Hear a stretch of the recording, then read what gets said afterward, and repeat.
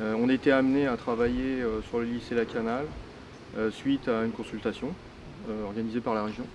Et on a découvert en fait un univers en fait, qui excédait en fait, le travail de restructuration de bâtiments qu'on connaissait, puisque là on avait été dans une dimension patrimoniale très exigeante.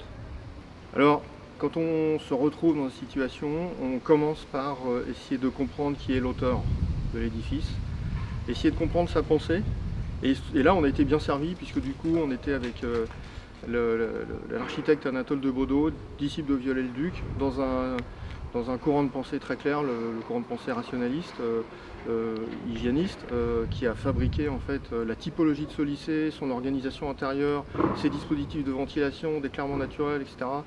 Évidemment, on trouve des résonances extrêmement contemporaines, et ça nous a permis de nous connecter en fait directement avec cette réalisation initiale.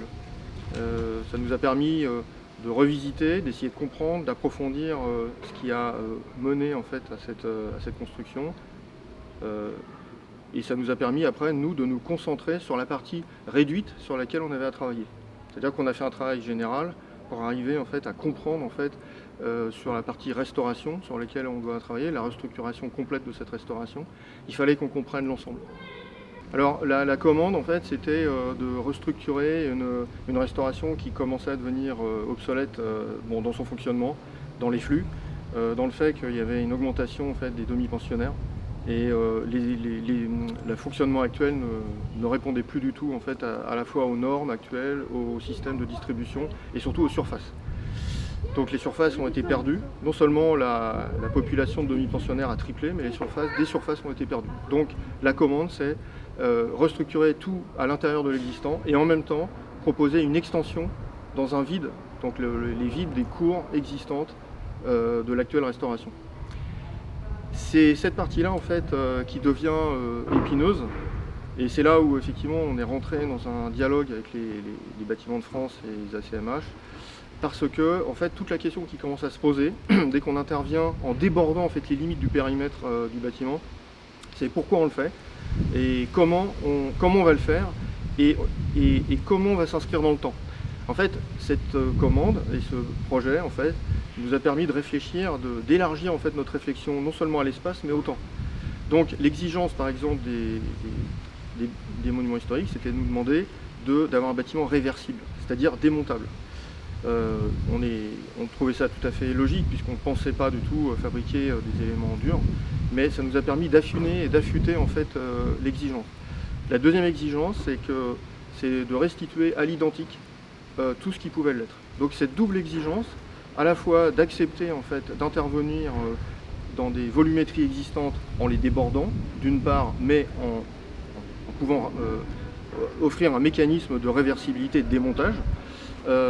Et c'était doublé en fait par une restitution. Donc on fait ce double travail là depuis plus d'un an, justement ce travail à la fois d'avancer en fait dans la restitution initiale autant que faire se peut, et en même temps en fait d'affiner, d'avoir une architecture à la fois démontable, mais en même temps respectueuse en fait des idées d'Anatole de Baudot. Ce qu'on a découvert, alors on s'en doute, il suffit de regarder le pont du Gard pour s'apercevoir qu'en fait la régularité apparente des voûtes n'est pas réel en fait.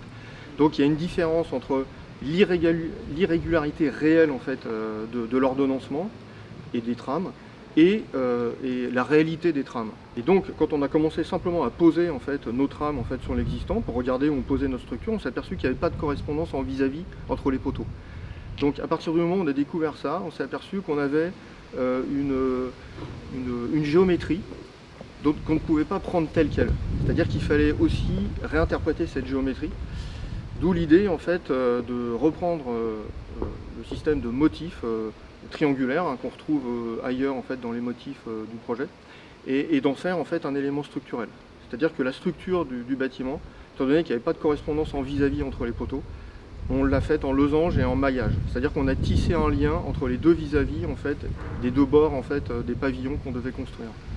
Et je dois avouer que ça a fait démarrer réellement le projet. Ça a renforcé en fait le lien avec les idées, je pense, initiales d'Anatole de Baudot, et ça nous a permis en fait de passer dans une dimension géométrique qui est hérité de Viollet-le-Duc. C'est-à-dire que finalement on reconnecte des recherches, des exigences et tout un travail qui s'est opéré au XIXe siècle et qu'on récupère d'une manière contemporaine. La deuxième chose, quand on parlait d'hygiénisme, c'est là qu'on récupère aussi toutes les exigences en fait, environnementales, viennent aussi rechercher en fait, les exigences de l'époque. On les réactualise.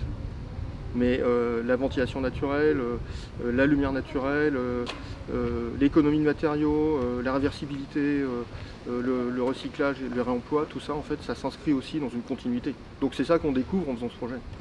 Alors, chez les architectes, il y a une prise de conscience qu'on retrouve à la Biennale de Venise il y a quelques années, qui s'appelait Nouvelle Richesse, où le petit patrimoine, le patrimoine régional en fait, était mis en valeur et était support en fait, d'un renouveau aussi de l'architecture, de nouvelles. Et le patrimoine qui est en dehors de Paris, bien évidemment, lui aussi, le vrai patrimoine, comme le lycée Lacanal, mais les patrimoines inscrits, simplement inscrits, non classés. Je pense que c'est capital en fait, que tous les architectes puissent s'appuyer sur cette reconnaissance en fait, qui est le fondement finalement de notre pensée actuelle. Il ne faut pas oublier que tout ça, c'est une pensée derrière. C'est une pensée constructive, c'est une pensée d'organisation, une réflexion sur l'optimisation d'usage des matériaux, sur le rapport au climat. Voilà. Et on a beaucoup à apprendre, donc peu importe le lieu. Et il faut sortir évidemment du patrimoine parisien et des grandes villes, bien évidemment. Super. En fait, ça renvoie aux détails qui sont là, c'est pour montrer qu'en fait, c'est pas du tout juste décoratif, c'est structurel. Quoi. Donc évidemment, les deux planches évidemment se complètent, puisque évidemment là, on a le travail d'ensemble avec les dispositifs de prise de lumière, d'absorbant acoustique, etc. Et on s'aperçoit qu'en fait, nous, la recherche qu'on a et ce qu'on aimerait justement hériter de Viollet-le-Duc et Anatole de Bordeaux, c'est que chaque chose en fait a une utilité. Vous voyez ? Les réglettes lumineuses entre les absorbants acoustiques, les poutres métalliques, les poutres en bois. En fait, tout a un sens et tout a un rôle. Il n'y a rien d'inutile. On ne peut rien enlever. Voilà, c'est l'idée.